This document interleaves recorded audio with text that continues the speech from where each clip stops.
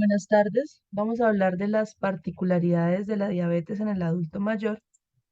Para comenzar, es importante resaltar que la diabetes no es una patología infrecuente en los ancianos. Se calcula que alrededor de un cuarto de los mayores de 65 años tienen diabetes y que de ellos cerca de un 15% tienen un diagnóstico antes de los 65 años, mientras que el porcentaje restante se diagnostican después de los 70 años. Es, junto con el cáncer y las enfermedades cardiovasculares, la principal causa de morbilidad en mayores de 65 años y se encuentra entre las primeras 5 causas de muerte en el mundo. Se calcula alrededor de un 6% de subdiagnósticos y la prevalencia para Colombia se estima entre un 11 y un 18%, mientras para Bogotá en la encuesta SABE nos reportan una prevalencia de 17,5%. Vemos también que las complicaciones derivadas de la diabetes también son más frecuentes en ancianos. Entonces vemos que los pacientes que tienen mayor riesgo de hipoglicemia, especialmente después de los 75 años, así como la mayor riesgo de enfermedad cerebrovascular y de patología cardiovascular. En las particularidades del abordaje de la patología en ancianos, debemos tener en cuenta que los pacientes geriátricos tienen una mayor carga de comorbilidad, frecuentemente tienen polifarmacia, van a tener mayor riesgo de hipoglicemias, de síndromes geriátricos, de dependencia y afectaciones cognitivas, de malnutrición y sarcopenia, y que además tienen un soporte social variable y diferentes expectativas de vida. En este aspecto de la expectativa de vida, pues como conocemos, la población viene envejeciendo, esos son datos del DANE para Colombia, en el que se estima que la esperanza de vida actual es de 77,4 años en general. Las mujeres tienen una esperanza de vida en promedio de 80 años y los hombres 74 años, y a su vez la diabetes afecta directamente esa esperanza de vida. Se estima que en pacientes con enfermedad controlada, la esperanza de vida puede disminuir 6 años, mientras que en pacientes con alta carga de comorbilidad o complicaciones secundarias a la diabetes, la expectativa de vida incluso puede disminuir unos 12 años. Y aquí es importante resaltar que el concepto de expectativa de vida es diferente al de esperanza, dado que la expectativa es en determinado tiempo. Entonces vemos que a medida pues que se envejece, lógicamente a disminuir la expectativa de vida. Y miramos, por ejemplo, a los 75 años, si bien la expectativa de vida para hombres puede ser de 11 años y para mujeres de 13, ya cuando llegamos a los 90, la expectativa de vida va a disminuir a 3 y 4 años respectivamente. Es por esto que es importante tener en cuenta que los ancianos son una población heterogénea. Si bien hay pacientes en los que el diagnóstico se puede hacer de manera más jóvenes, antes de los 60 años incluso, pues cuando van a llegar a ancianos van a tener mayor patología concomitante, van a presentar más síntomas, mientras que incluso pacientes en los que se hace un diagnóstico tardío después de los 70 años pueden incluso encontrarse asintomáticos. También vemos que pueden presentarse síntomas inespecíficos como manifestación clínica, como por ejemplo la pérdida de peso, los síntomas osmóticos clásicamente descritos. También se pueden presentar infecciones recurrentes, pero también pueden debutar con algunos síndromes geriátricos, como alteraciones cognitivas. Se puede presentar alteración visual, el dolor o la descompensación metabólica o enfermedades cardiovasculares también pueden ser el debut de la enfermedad, y se pueden presentar también caídas, declive funcional, fragilidad y sarcopenia, tanto como manifestaciones clínicas de la enfermedad que nos hagan sospechar un diagnóstico y hacer los determinados tamizajes, o también pueden ser pues consecuencia de una enfermedad de larga data. Vemos acá la relación de la diabetes con los síndromes geriátricos, y si bien pues hay pacientes en los que al llegar a una edad, a ser adultos mayores, pues pueden tener más frecuentemente enfermedad micro y macrovascular, como ya lo vimos, mayor carga de comorbilidad, y pues esto desencadena la aparición de síndromes geriátricos típicos. Entonces acá podemos tener la presencia de depresión, declive funcional, caídas, que es importante tenerlo en cuenta por la sarcopenia, muchas veces la malnutrición, la incontinencia urinaria, y la afectación cognitiva. Los pacientes, si bien que tienen la aparición de estos síndromes geriátricos con la comorbilidad y las complicaciones vasculares, pues son pacientes que van a tener no solo un mayor riesgo de mortalidad, sino que además de un mayor riesgo de hipo o hiperglicemias que puedan pues evitar que logremos un adecuado control metabólico. En los objetivos del cuidado, entonces, por lo anterior, debemos plantear el beneficio realmente en términos de funcionalidad y el marco temporal, es decir, del tiempo de evolución de la enfermedad, prestar especial atención a la detección de deterioro cognitivo, de depresión, incidir en el manejo de las principales complicaciones y pues que estos, ya que estos afectan de manera importante la funcionalidad y la calidad de vida y hacer una importancia o recalcar la importancia de la valoración geriátrica integral en los pacientes ancianos con diabetes. Esta valoración pues tendrá en cuenta los diferentes dominios, no solamente el dominio físico en el que vamos a evaluar pues todo lo relacionado con la enfermedad, sino que también vamos a evaluar la funcionalidad de los pacientes, la esfera mental en la cual tenemos en cuenta la parte cognitiva y afectiva y la valoración social de la posibilidad del autocuidado del paciente, pero también lo relacionado con su red de apoyo primaria y el acceso a los recursos tanto del sistema de salud como en general de su parte económica o financiera. Vamos a ver en esa parte cómo funciona en primera instancia que los pacientes con diabetes tipo 2 pues van a tener la resistencia a la insulina como conocemos y van a tener pues mayor riesgo relacionado con el tiempo de la enfermedad, de enfermedad cardiovascular, de enfermedad renal, de deterioro cognitivo y de neuropatía. Todo esto impacta en la calidad y en la cantidad del músculo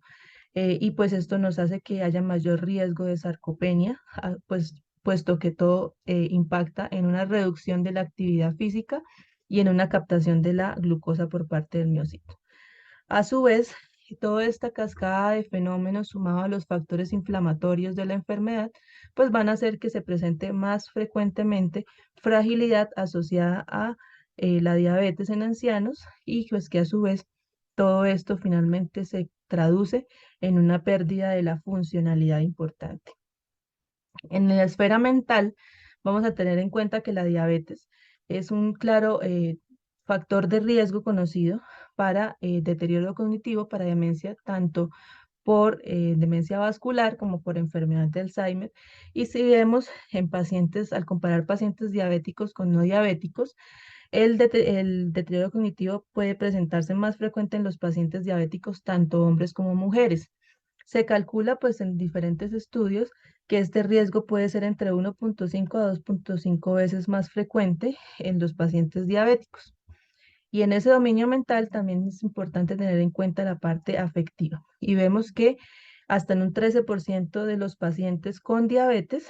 pueden llegar a presentar depresión y que esta depresión a su vez está relacionada con el tiempo de duración de la enfermedad que generalmente es más frecuente en personas que llevan más de 15 años de diagnóstico. A su vez, hay mayor riesgo de hipoglicemias con lo anterior, pues por lo que tiene que ver con un inadecuado control metabólico en pacientes con depresión y pues todo se traduce entonces en un mayor riesgo de comorbilidades. En esa esfera social o psicosocial es importante tener en cuenta que todas lo que encontremos o los problemas relacionados con su esfera social, pues van a impactar en desenlaces relacionados con la diabetes de manera positiva o negativa. Entonces, pues no solamente en el control o la prevención de la enfermedad, sino lo que tiene que ver con el autocuidado, la adherencia al tratamiento y por tanto el adecuado control metabólico, pero pues todo eso se relaciona con impacto en la calidad de vida. Por eso es importante tener en cuenta que el dominio social también debe ser evaluado en los ancianos con diabetes. En cuanto al tratamiento, vamos a ver que para establecer las metas del tratamiento, no solamente pues nos debemos orientar o establecer una meta de hemoglobina glicosilada generalizada en 7, como normalmente pueden llegar a hacerlo algunas guías, sino que en los pacientes ancianos vamos a tener en cuenta lo que se relaciona con la expectativa de vida. Y esa expectativa de vida, como ya hemos visto, puede estar relacionada con el tiempo de evolución de la enfermedad, las comorbilidades y la enfermedad vascular establecida. Cuando ya hay estas características, vamos a tener que la expectativa de vida se va a ver afectada y va a ser más corta y podemos llegar a ser menos restrictivos con la meta de hemoglobina glicosilada que establezcamos, dado el riesgo aumentado de hipoglicemias que siempre se van a pretender prevenir.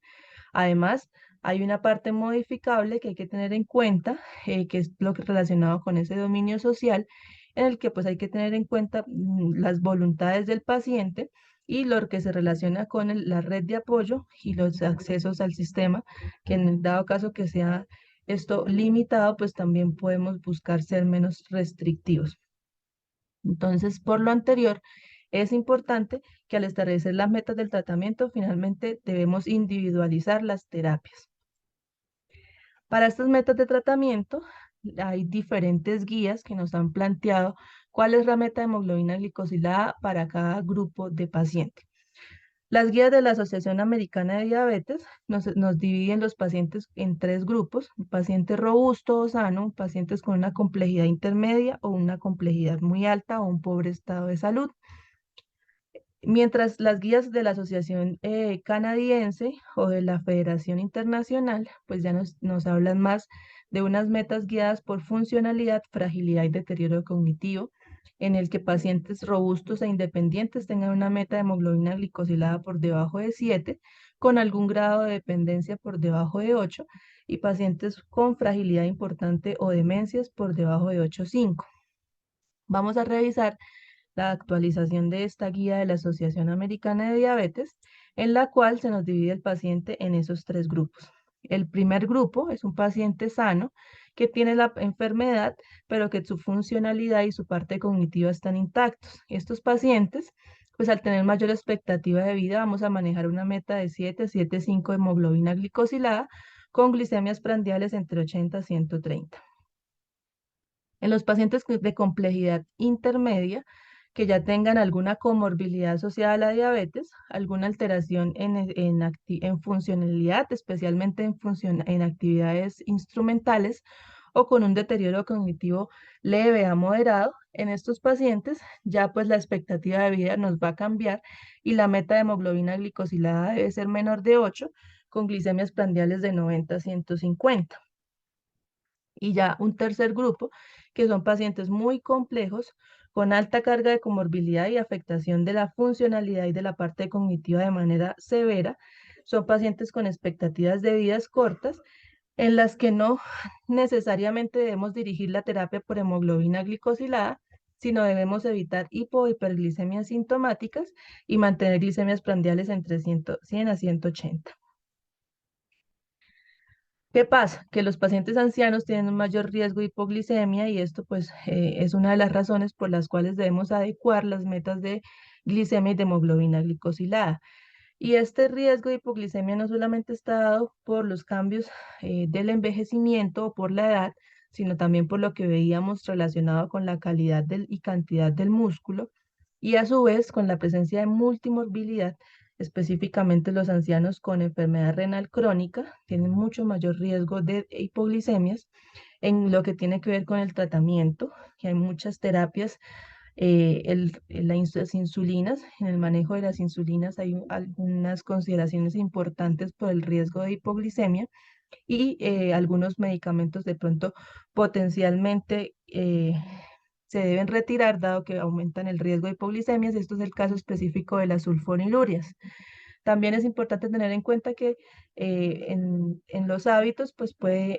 evitarse de pronto ayunos prolongados o lo que tiene que ver con el apetito, dado que a veces también esto puede aumentar el riesgo de hipoglicemias. En cuanto a los cálculos de riesgo cardiovascular, pues que hacemos con la escala de Framingham, estos estudios se extrapolan de poblaciones más jóvenes en los que no se tiene en cuenta la funcionalidad ni la parte cognitiva y que a veces pues se calculan un riesgo a 10 años que para los ancianos puede, en algunos ancianos puede ser inapropiadamente extenso, por lo que pues quizás el cálculo del riesgo no necesariamente sea muy sensible para para algunas poblaciones geriátricas. Además que este riesgo se hace específicamente para prevención primaria y en general casi el 50% de los ancianos se les encuentra la diabetes ya cuando hay compromiso de algún órgano como tal, y pues en este caso ya hablamos más de prevención secundaria, por lo que quizás el cálculo del riesgo cardiovascular tenga sus limitaciones en la población. Sin embargo, pues, ¿en qué casos debemos considerar desintensificar la terapia? Según las recomendaciones de la guía, pues son pacientes de complejidad intermedia o de alta complejidad en los que debemos considerar simplificar los esquemas. Pacientes que tengan un compromiso cognitivo, mayores de 80 años, con afectación de la función renal, alta carga de comorbilidad, en los que quizás la terapia pues esté supraterapéutica, o pacientes en fin de vida, residentes de hogares geriátricos con pérdida de peso importante o fragilidad, en los que tengan prescripción inapropiada